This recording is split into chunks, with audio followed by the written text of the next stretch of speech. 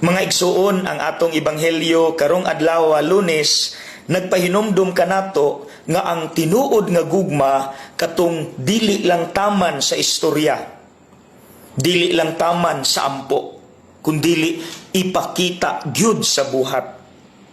Well, kung kana lang atong basihan, kitang tanan nakahimo naman ana, di ba?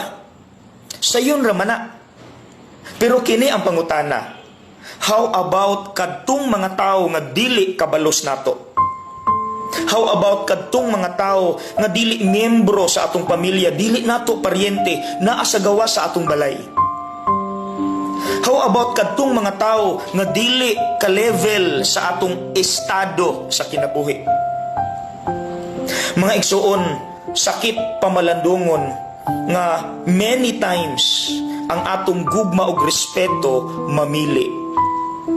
Magdepende sa kung unsay tan-aw nato sa usa ka tawo. Ang atong gugma og respeto magdepende sa unsay kolor sa tawo, unsay gisuot sa tawo, ug unsay baho sa tawo. In short, many times we respect the status, not the person. Mao siguro mga igsuon nga abi kay dili ka-level nato og status ang security guards, mga tindera, waiters, atong mga helper sa balay, maunang basta-bastaon lang nato paubos og pangasaba. Many times we respect the status, not the person.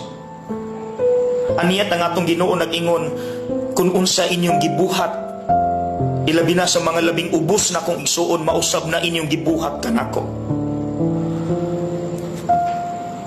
Mga igsuon ato ning pamalandungan.